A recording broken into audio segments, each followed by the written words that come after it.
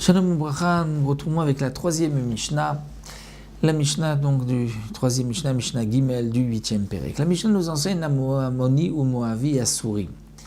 Ammoni ou Moavi, un homme descendant de Ammon ou de Moav, un Moavi. Assouri, leur interdiction, ils ont l'interdiction de se marier avec une fille Israël, Vaesuram, Isurolam. Leur interdiction est à jamais, c'est-à-dire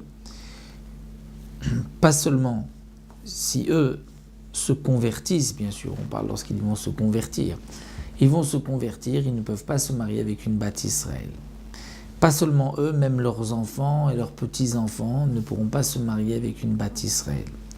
Leur interdiction est à jamais. Isuran, Isuram, Avan nekevot mutarot miyad. Mais les filles de Ammon ou de Moav peuvent se marier immédiatement avec des Bnei Israël, comme c'est le cas de Ruth, qui était Moavite et qui s'est mariée, donc elle-même s'est convertie et s'est mariée.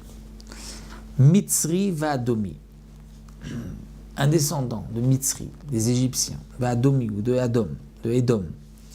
La Torah les interdit seulement jusqu'à 3 générations. Mais là, la Torah ne fait pas de différence entre les mâles et les femelles. C'est toujours marié avec des Bnei Israël, mais c'est le même din pour les femmes. On ne voit pas que les femmes Mitzriot et Adomiot ont le droit de se marier tout de suite. Et là, Rabbi Shimon n'est pas d'accord. Rabbi Shimon matir et anekevot miyad.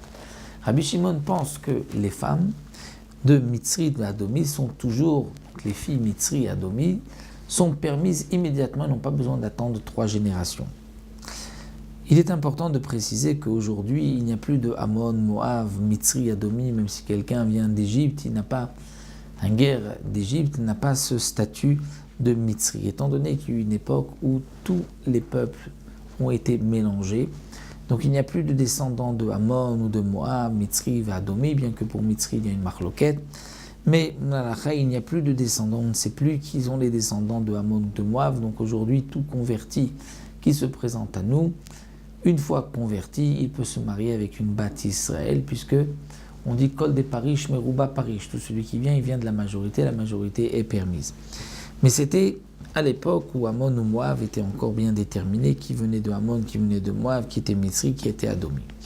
Alors Rabbi Shimon va un peu expliquer pourquoi lui pense que les femelles, les femmes, Mitzri et Adomi sont permises tout de suite. Rabbi Shimon dit, mais c'est Kalva Chomer Advarim, c'est une logique de la plus forte raison. Regardons, un Moavi est interdit à jamais. Et pourtant, la Moavite est permise tout de suite. Donc si déjà, là où les hommes, les mâles sont interdits à jamais, mais les femmes sont permises tout de suite, alors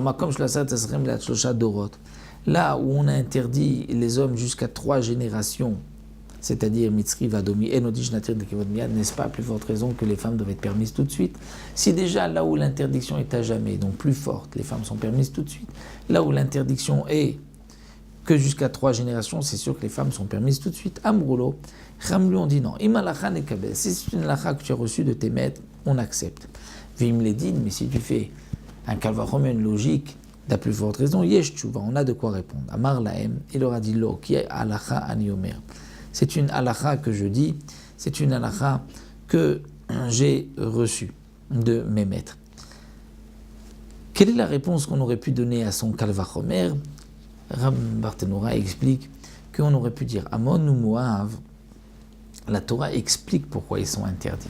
C'est que la Torah dit Ammon ou Moav ne sont pas venus à ta rencontre et ne t'ont pas apporté du pain et de l'eau.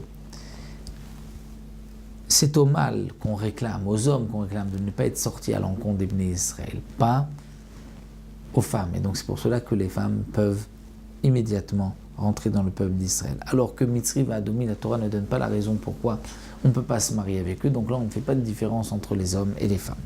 On devra attendre 3 générations. Un dernier din, Mamzeri Munetinim. Un enfant qui est Mamzer. Mamzer, donc, traduit un bâtard, mais Mamzer, c'est-à-dire, il est né d'une union qui est interdite et qui est punie par une condamnation à mort.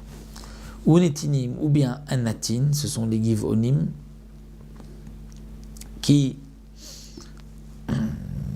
était un peuple qui sont convertis à l'époque de Yeshua, et Yeshua les a repoussés du peuple d'Israël. Assourim, ils ont une interdiction, donc le mamzer natin de se marier, les Souram ils seront là à jamais. C'est-à-dire l'enfant du mamzer, le petit-fils du mamzer, ils ont toujours une interdiction. Et que ce soit des mâles ou des femelles, des garçons ou des filles, il n'y a pas de différence. Mamzer et natin ont une interdiction de rentrer Bikal Hashem à jamais. Donc un mamzer ne peut pas se marier avec une bat Israël. Il peut se marier avec une mamzeret, mais leurs enfants seront mamzerim jusqu'à la fin des générations. Ils ne pourront pas se marier avec une bat ou un ben Israël. Un mamzer qui se marie avec une convertie, il a le droit, mais l'enfant reste mamzer et ne pourra pas se marier avec ben ou bat Israël. Donc voici pour cette troisième Mishnah, et on se retrouvera à Mizrat Hashem pour un autre sujet la prochaine fois dans la quatrième Mishnah.